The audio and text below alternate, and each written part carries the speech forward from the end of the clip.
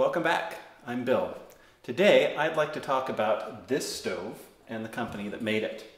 This is not a Coleman.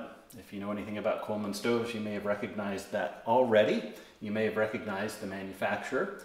This stove dates back to probably the second half of the 1920s.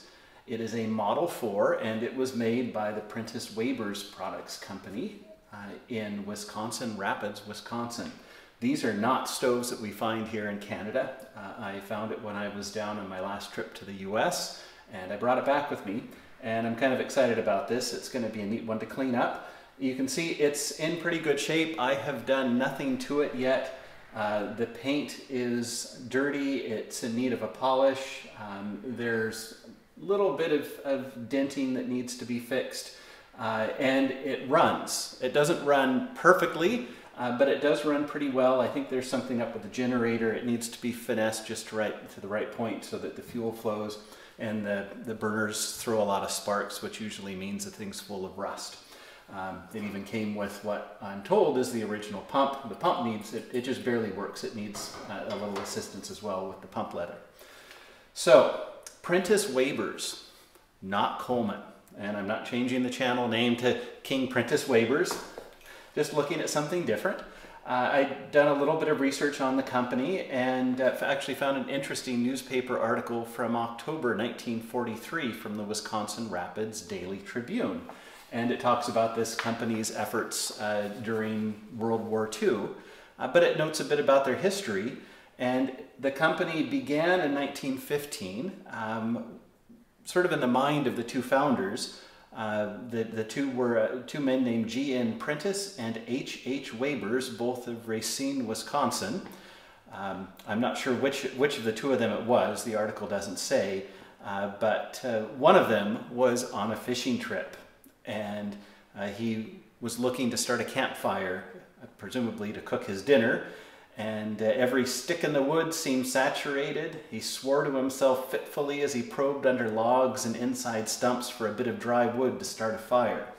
I thought, oh my, that rings a bell from my old Boy Scout days, going on campouts in the rain in Oregon and having to try to find dry wood for a campfire, and usually end up burning old man's beard moss because it was the only thing we could find to get it started.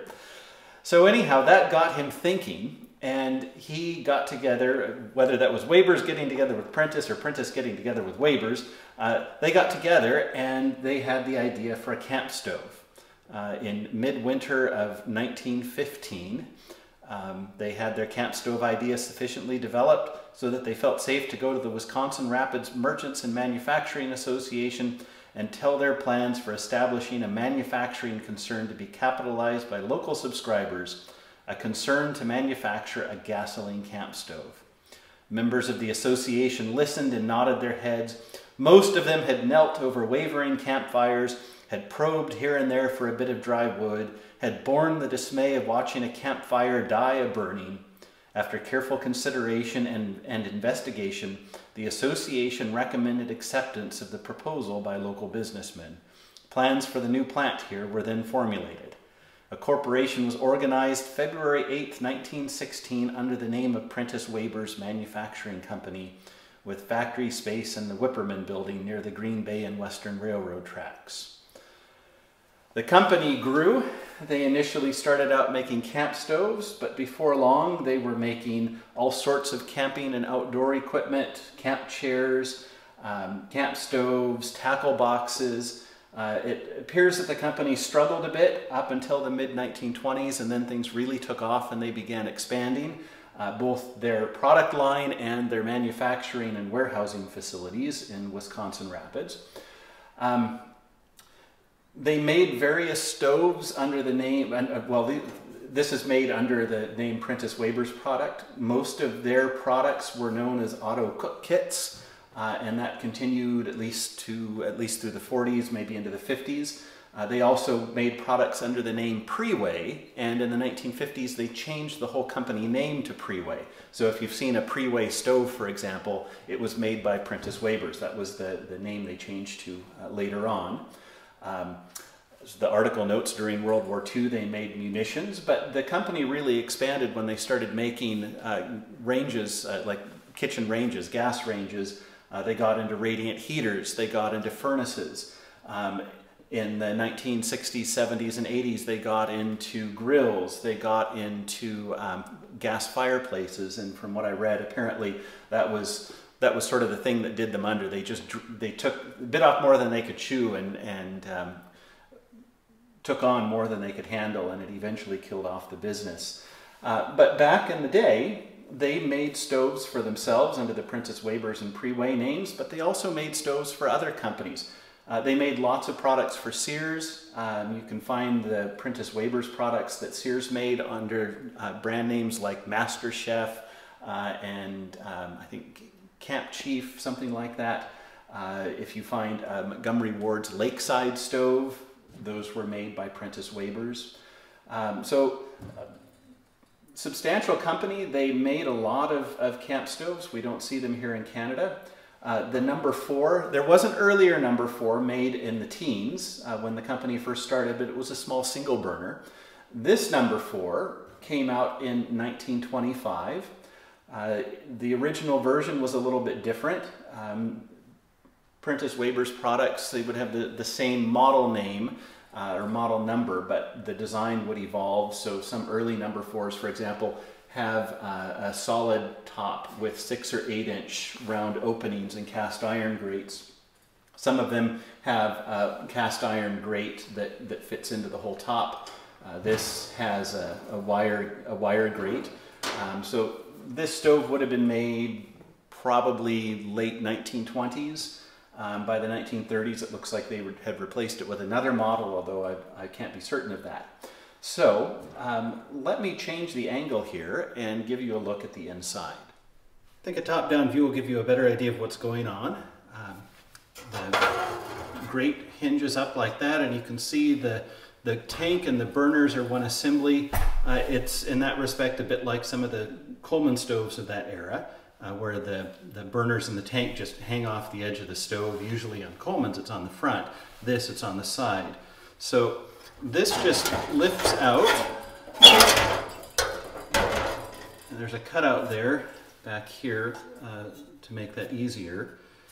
So you can see the burner assembly, the manifold, and then the tank over here, which is brass, and the whole thing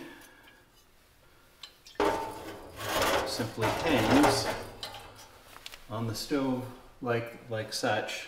You've got a fuel cap similar to an old quick light, uses the external pump, the valve knob. The generator is actually, and the tank are actually held in place. The tank sits on these rails, and then the generator is held in place with this screw. This is the one screw, I think, that's going to move for us. These others on the burner caps are seized up. So before we go any further with that, with disassembly, I'm going to put some penetrating oil on those. It will probably take some heating and quenching to get them free. I really would prefer not to snap those off. But the way this works, once you've got it in this position, this control lever flips down and goes through a slot in the front of the case over here. The control for that just moves back and forth. I'm hoping we can get it to move a little more smoothly. All it is a plate which is solid, and it moves back and forth through the manifold. And over here you can see there's a hole. So if you pull that hole through, that opens up the gas flow to the auxiliary burner. Generator runs over here to the manifold. To light it, you see this little rod here. We simply lift this up, and it blocks the flow of fuel to the manifold, and instead it simply flows down and fills this cup, and that's the preheat cup. There's also a little cup underneath it to catch, I guess, any overflow. So you open the valve until you see gas flowing. It'll flow down into this cup, and then you shut the valve off. You light that gas, and you'll have a pretty good idea when it's preheated, because you'll start getting some blue flame. The generator's got gas in it, obviously. So once that's hot, you'll start getting some blue flame, excuse me, around the primary burner. Once that's running properly, you can simply open the auxiliary and light it. And I think it's a pretty elegant design. It works pretty well. I'm hoping I can get it working better, but at this point it is working. So the next thing we're going to do is start some restoration work, and the case, we'll get it cleaned up. The paint is in pretty good shape. There's a little burning on the inside of the lid and on the back here, but I think for the most part with this case, all we need to do is clean it and polish it, maybe wax it when we're done, and a lot of this can be remedied or fixed if the polish doesn't do it with very, very fine grit wet sandpaper, and we can sand it and then use polish to bring it back. I'm going to spray some penetrating oil on these 4 screws, and we'll have a weight on that. And in the meantime, I'll get to work on the case. Okay, the stove body itself is clean now. Normally I would have taken you outside with me and we would have washed this with the hose on the lawn, but we're in the middle of a big storm. It's pouring rain. We've had 90 km/h winds. So I did this in the wash tub in the laundry room, and there was nowhere to bring you in there with me that would have worked. So, but it's simple. I used a blue Scotch-Brite sponge, so I've got the scratchy part if I need it. I'm not worried about doing any more damage to this paint. I used simple green, which I use on almost everything. This is great on something like this. It cuts through all the dirt, it cuts through the oil, the grease, it cuts through the soot, and just does a great job, and it rinses off easily. So this is now clean, it's dry. The paint is, for something from the 1920s, is in really nice shape. So this is not something I would want to throw in the electrolysis tank and strip and repaint. Sometimes you might want to do that. Sometimes it's borderline. I've got a Coleman 2E stove that you'll probably see in a video before too long, and it's borderline. I really don't want to repaint it because it's got a nice decal on it that I want to save, but the paint is in terrible shape, but it's the original paint.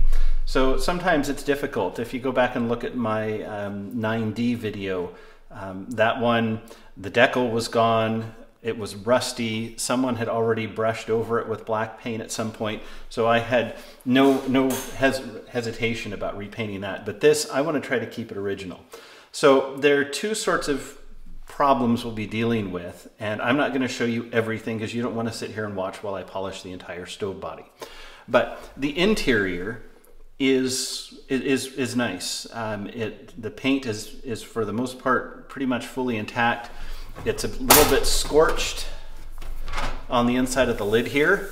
Either they had a flare up, or my guess would be someone closed the lid while it was still hot, or maybe had a flare and tried to put it out by closing the lid. There's a little bit of burning here that may take a little bit of work, but for the most part, almost all of this, we can just polish it. And the best thing I found, I know it says mag and aluminum polish, it's metal polish, but Mother's mag and aluminum polish does a spectacular job on paint. It's faster, it's finer, and tends to result in less paint loss than using automotive polish, which actually can leave swirls. So this stuff is great, and you don't have to worry about burning through the paint or anything like that. So I'm going to start with that. I'll just do the inside of the lid here. I'll move on to the inside off camera, and then we'll move on to the more difficult sorts of paint work.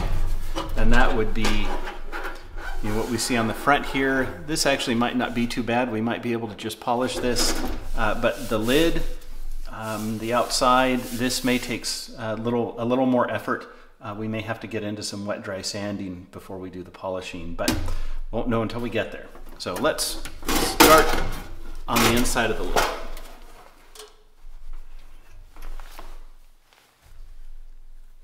We'll take this is the easy part. Take a good helping there and just leave this closed. We'll just start along the edge here.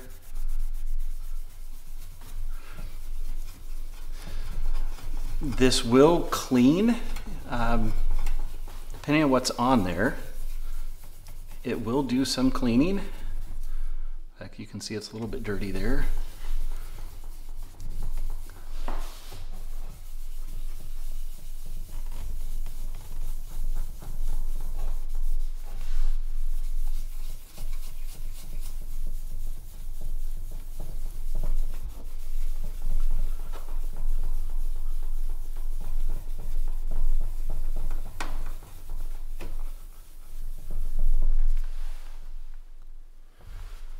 In this case, you can see it takes a little bit of paint off the oxidized part,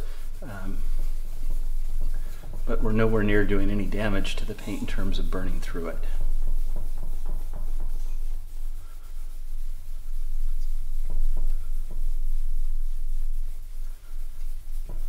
And I think I can get away with just doing this to the whole inside of the stove.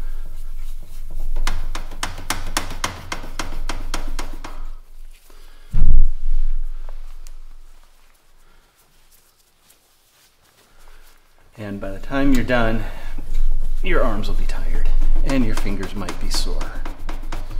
But it's always nice to see the results.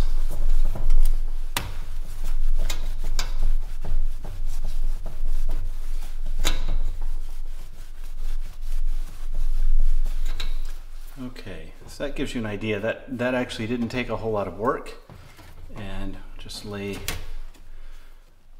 hopefully you can see the difference there. That's all we had to do with the polishing, and this polished up really nicely, really quickly. It's just oxidized. We'll do that on both of the windscreens. Let's see what happens with this burned section here.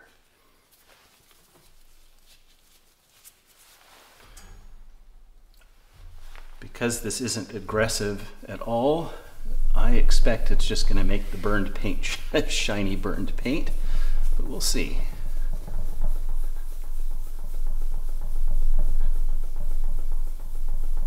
It's because what I'm seeing, especially here where it's worn through, I think the discoloration is going to go all the way through to the metal. And if I start doing any kind of sanding, it's just going to be more of a problem. It's not really going to fix anything. So I'm going to go ahead and just continue with the polishing. There may be some spots in here that will require, and along here that might require a little bit of sanding. But I'll see you when I'm done with the inside of the case, and we'll see what it looks like. Let's start in on the front here. One thing I noticed when I cleaned the stove, the badge actually improved a bit.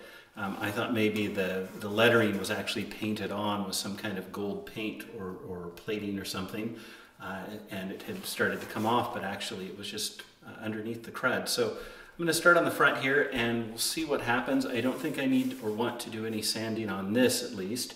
And the sides and the bottom and the back are probably okay in that regard. It's just going to be the outside of the lid, but we'll have to see what's up with that paint scorching.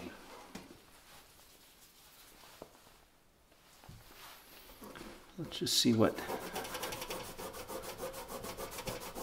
we get here.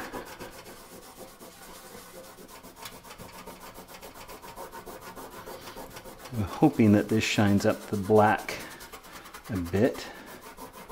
At the very least, give us a little more contrast.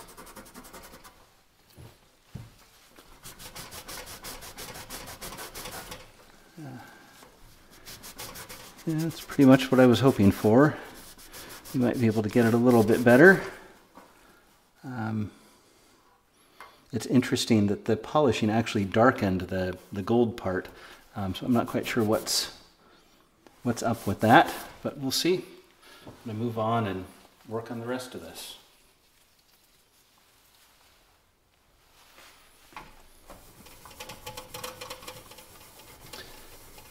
Some extra polishing along the front edge where there's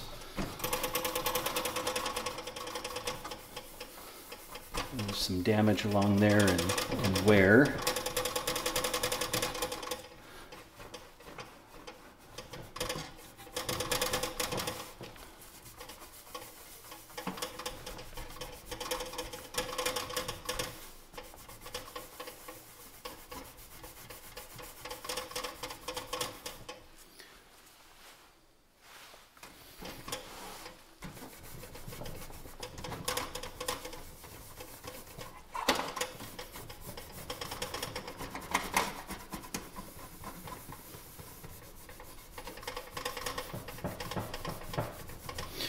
See just how some of that's dirt, some of that is the paint, oxidation that comes off.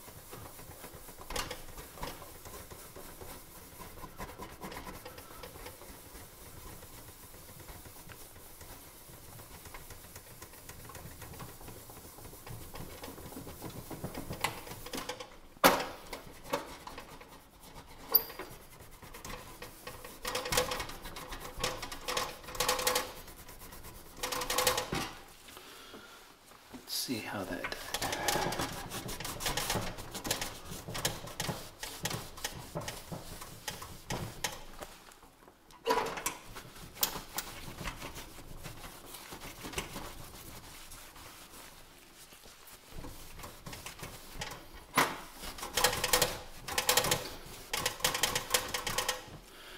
Well, you can see polished up to here. And that came out significantly better than I had expected or hoped.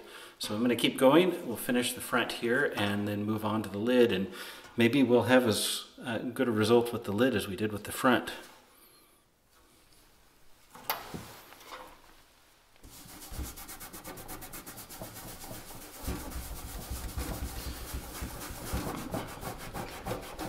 I can feel this is, whatever this roughness is, it's sort of just absorbing the polish, which won't give me the result that I'm hoping for.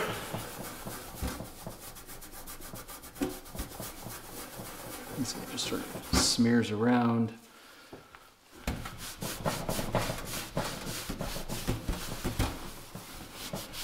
It looks marginally better in the short term. I've dealt with this plenty of times on stoves.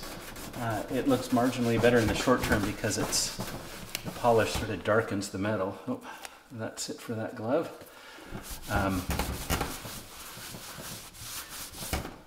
But eventually whatever the carrier for this polish is will dry up, and it'll end up looking a little worse. So I think it's time to try the wet dry sandpaper, and we'll see what we can do with this. All right, so I'm going to start with some 1000 grit.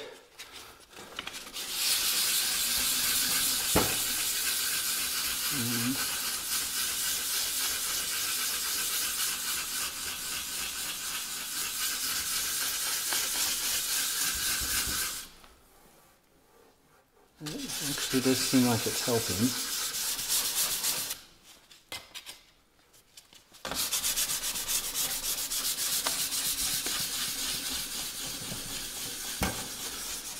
Takes off.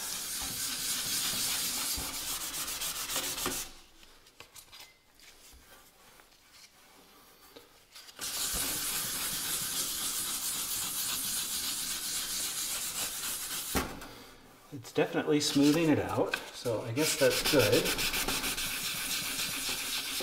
The trick here is to not overdo it.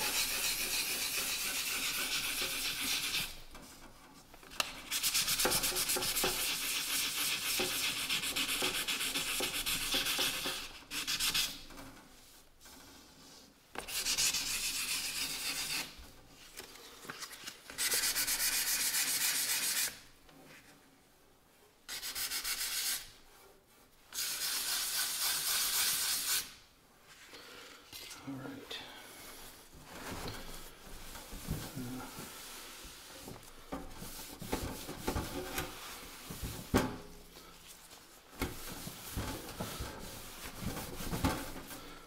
Okay. Well, we didn't make it any worse. That's good. So let's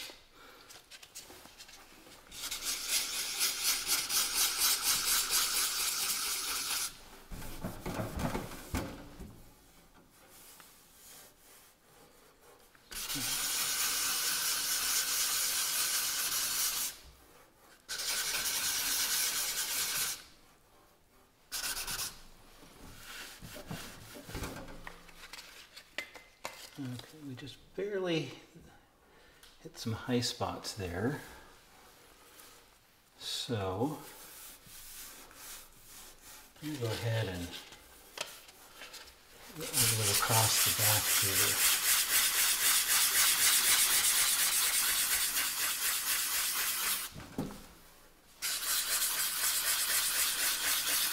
I'm doing this, might as well take care of all of it.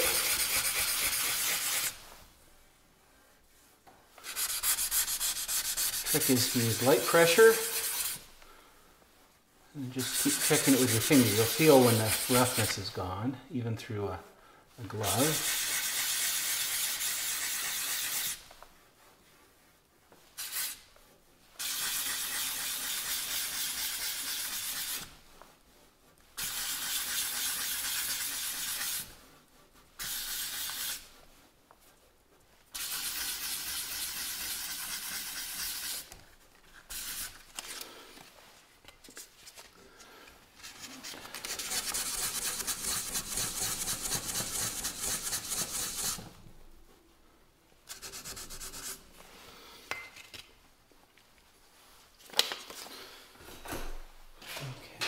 Now, I'll move on to some 1500 grit. Okay, now with the 1500 grit, I'm just going to go over the whole surface.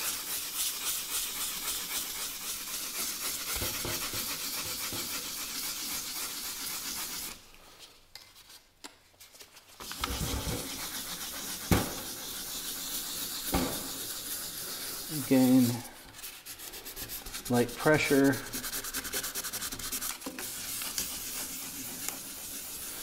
Now, one thing you can do, if the whole thing is just terrible and you want it shiny, you can sand the entire stove body, if the whole thing needs it, that is.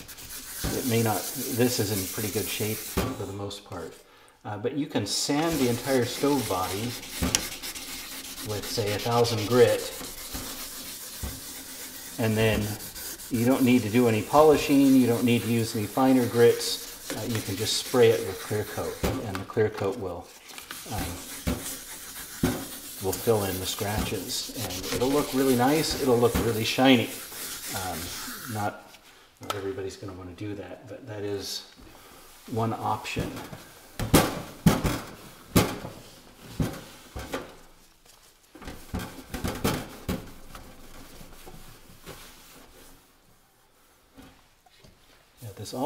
It feels pretty good everywhere, just right here, and I can see there's pitting here, so that's not going to come out no matter what I do. So we'll move on now to some 2000 grit, and then we should be able to polish the scratches out from that.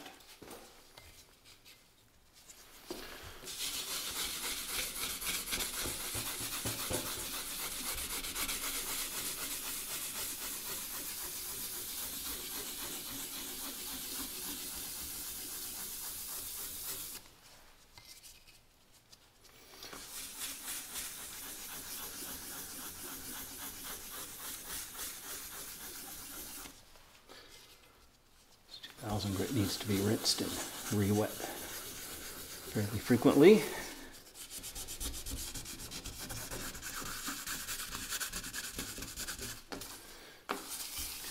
Now you could use the mother's polish and polish out the sanding marks after the 1500. I think you could probably even do it with the 1000. You may not have the best results, but the 2000 definitely gets it ready for polishing.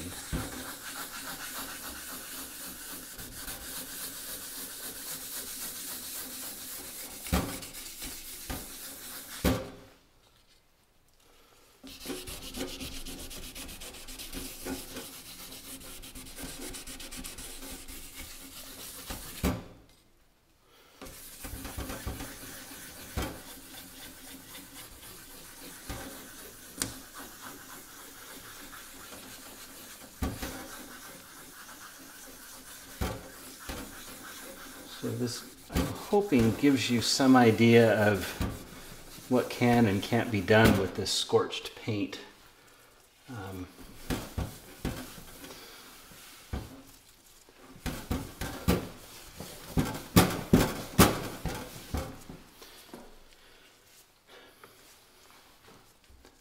it's better. The roughness is gone. So what I'm hoping now is when it's not rough, then it'll take the polish better. So we can polish it up some more.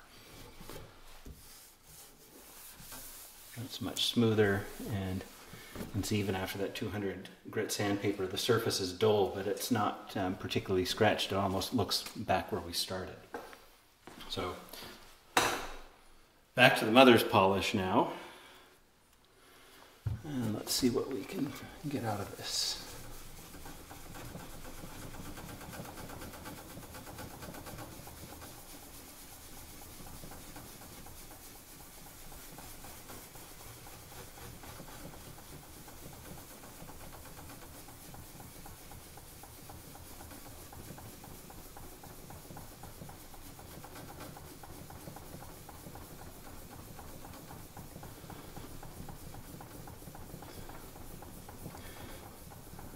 As I'm polishing it, the surface feels so much better.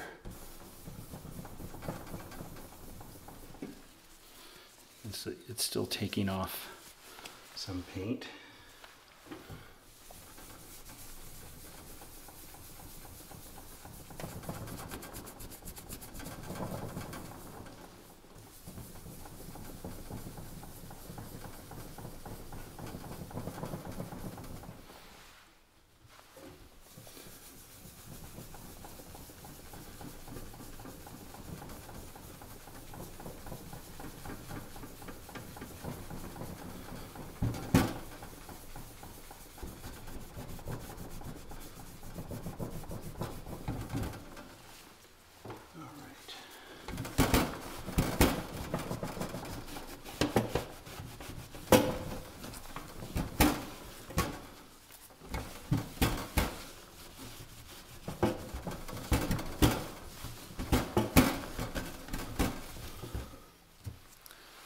That looks nice, doesn't it?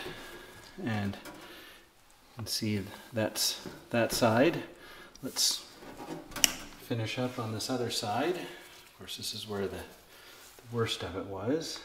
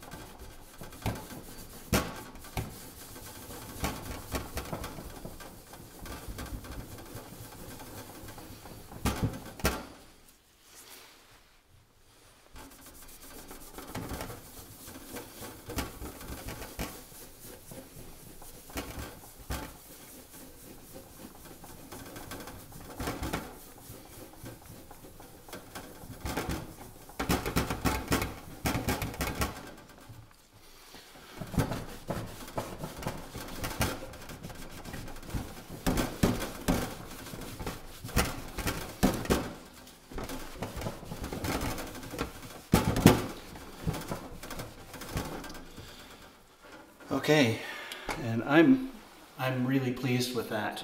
And I hope this gives you an idea of what you can do with original paint that isn't in the best shape, but you know, something like this, it's 95 years old roughly. I don't expect it to be perfect, but you can make it look really nice. So I'm going to finish up on the rest of the outside of the case, and I'll be back when I'm done. We're done, at least with the polishing. And I hope you can see what a difference it made.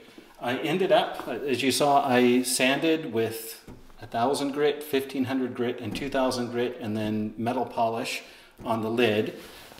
This end was all right, so I didn't do any sanding on that end, but I ended up sanding the bottom because it had some rust here, and it's smooth as glass now. I also did some sanding on this end. It had a lot of I don't think it was rust, it was just crud that was built up on there that wouldn't come off any other way. And I did sand and polish the back as well because it had quite a few rust spots. I suspect it was sitting on its back or on its bottom much of its life. And you can see the inside really polished up nicely as well. So that's it for the polishing. Again, I'm really happy with how that went, far better than I expected. When I see you again, we'll be back to working on the guts to this stove. Well, some of it we've got apart, some of it we don't. I'm still working on this burner assembly. I've got this apart. These screws actually came out quite easily.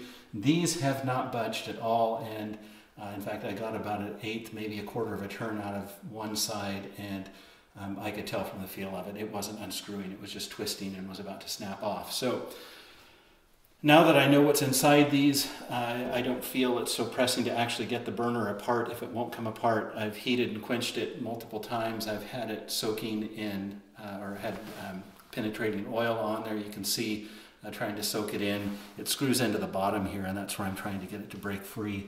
But I strongly suspect that's not going to happen. So we may have to work with this with that burner still in place.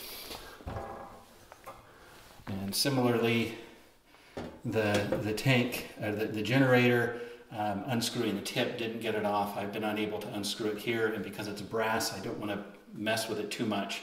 So I'm going to leave that in place. It makes it a little more difficult to polish the tank, but since the tank isn't going to come off of this chassis, if you will, it's going to be a pain anyways. So I'm just going to leave that. I was able to get the cleaning needle, the valve, and the spring out of the generator, so at least I can get it completely clean inside. So when you see me next, we'll be working on these parts that need to be derusted, polished, that kind of thing.